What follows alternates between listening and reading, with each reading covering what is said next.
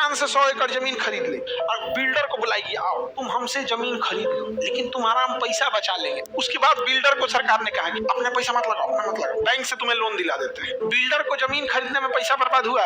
अब सरकार कमाने आई 1 2 3 4 5 6 7 जीरो में 1 करोड़। इसका 10 से गुणा करो 50 करोड़। बगल वाले का जमीन का रेट अपने से बढ़ गया।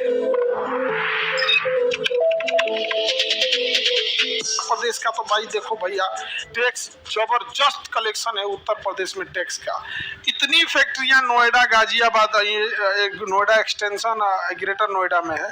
इतना नोएडा को तो बनाया गजब, यहाँ पे नोएडा पूरा भर गया तो ग्रेटर नोएडा बनाया, फिर नोएडा एक्सटेंशन बनाया। इतनी फैक्ट्रियां नोएडा, गाजियाबाद, इंदिरापुर, इतनी मेरठ तक भर गई हैं कि उन्हें टैक्स बहुत ज्यादा मिलता है। हम लोग को कोई टैक्स नहीं। वहाँ फीस बहुत ज्यादा मिलता है नोएडा, गाजियाबाद सब में, क्योंकि वहाँ बड़े बड़े फ्लैट हैं। बड़े बड़े क्या है फ्लैट।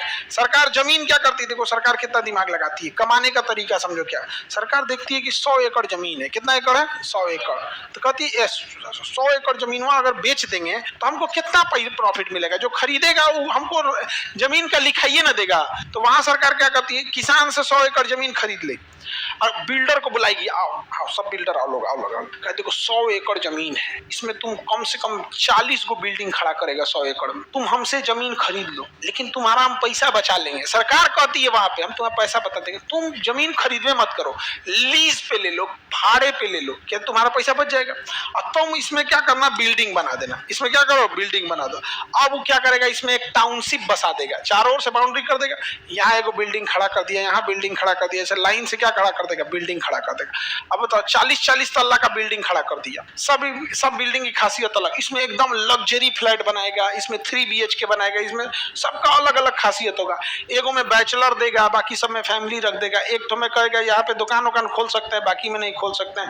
अंदर प्लेग्राउंड वगैरह बना देगा और यहाँ पे 2000 फ्लैट हटा देगा। कितना हटा दिया, 2000 फ्लैट मान के चलिए हटा दिया, हजारे फ्लैट मान के चलिए, कितना फ्लैट हटा दिया, 1000 फ्लैट हटा दिया। बिल्डर को जमीन खरीदने में पैसा बर्बाद हुआ नहीं, खरीदा ही नहीं, वो तो लोन दिया, वो तो लीज पे लिया। कहा कि किराया देना बस हमको जमीन का, तो किराया हमेशा सस्ता होता है और किराया हर महीने देना है तो पता नहीं चलता है। उसके बाद बिल्डर को सरकार ने कहा कि अपने पैसा मत लगाओ, अपना मत लगाओ, बैंक से तुम्हें लोन दिला देते हैं। बिल्डर का पैसा बच गया, लोन लेगा। अब सरकार कमाने आएगी, 1000 फ्लैट है ना, हर फ्लैट के लिखाई पर सरकार अपना फीस लेगी। जमीन की लिखाई पे लगता है, कहा कि ससुरा कहीं का जमीनिया बेचते तो रजिस्ट्री का फीस एक बार लगता है। 40 तल्ला बनेले, उतने जमीनिया का कितना कर दिया, 40 गुना कर दिया। रोजगार भी मिला इसके बनने में, मिस्त्री, मजदूर, प्लम्बर, पेंटर, बिजली मिस्त्री, कारपेंटर, वहाँ हर फ्लैट में कोई काम करने वाली आएगी जो नहीं पढ़ी लिखी, वो काम करते। कितना रोजगार मिल गया यहाँ पे। इसके बाद अब फ्लैट बिकेगा, हर फ्लैट की लिखाई पे मान के चलो एवरेज वहां का फ्लैट 50 लाख का है। कितने का है, 50 लाख। 10% लिखाई लगा तो एक फ्लैट पे एवरेज कितना गया, 5 लाख। सरकार को कितना जाएगा, 5 लाख। इसे 5 लाख से गुणा कर दो, एक फ्लैट पे कितना, 5 लाख। 5 लाख मतलब 5 लाख मतलब 5 जीरो।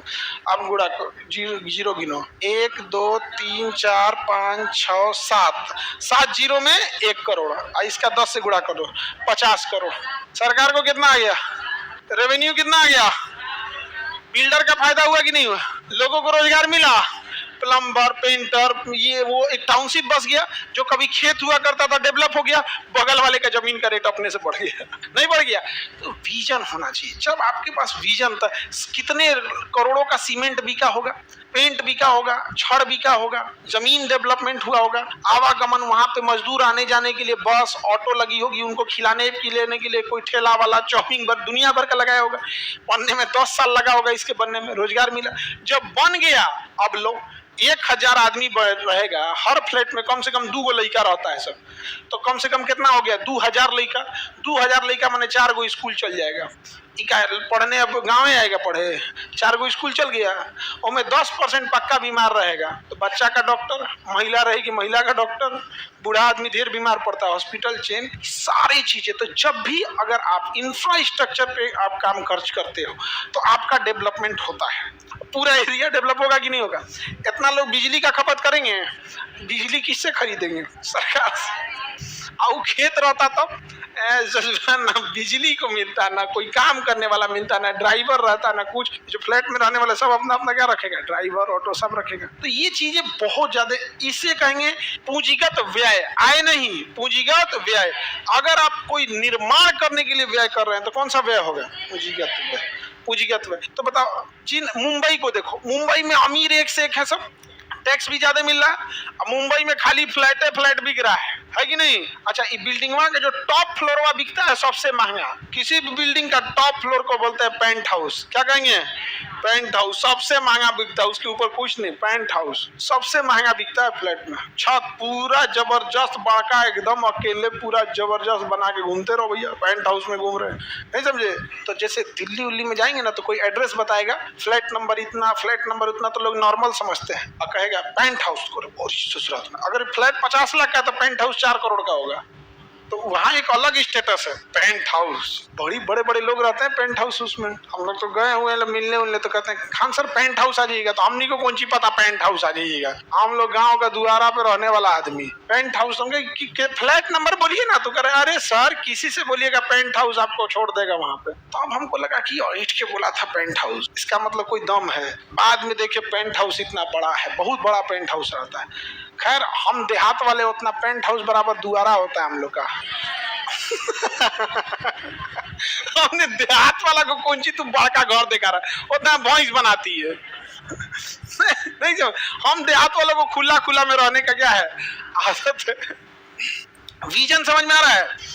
तो जब तक आपके पास विजन नहीं रहेगा तब तक। अच्छा, इतना ही पैसा, जब लोग चुनाव जीतने के लिए हम आपको इतना पैसा देंगे, ये देंगे, वो देंगे, इससे क्या आ रहा है? वो इंसान अपंग होते जा रहा है। अपंग हो रहा है कि नहीं? इतने जितने फ्लैट है, इस सारे फ्लैट में देखिएगा ना कोई काम करने वाली आती है। और एक महिला है, एक काम करने वाली घर से अगर मान के चलिए 1000 रुपया भी लेती है बर्तन मांजने का, अगर मान के चलो एक मिनिमम जोड़ते हैं, बर्तन मांजना, झाड़ू पोछा करने का अगर 1000 रुपया लेती है, एक घर में वो 1 घंटा काम सपोज करो इसे करती है, 5 घर पकड़ लेती है, उसका 5-7 हजार हो जाता है। अपना परिवार जिलाने के लिए वो कर सकती है। खाली महिला जो नहीं पढ़ी लिखी है उसको कह रहे हैं, तो खाली ऐसा नहीं है वो खाना बना देगी तो उसका अलग चार्ज है, झाड़ू पोछा का अलग चार्ज है, बर्तन वर्तन का अलग चार्ज है। तो वहाँ होता है ड्राइवर, गाड़ी रखेंगे तो ड्राइवर का जॉब मिलेगा, गाड़ी रखें तो बिगड़ेगा दूसरा मैकेनिक लगेगा।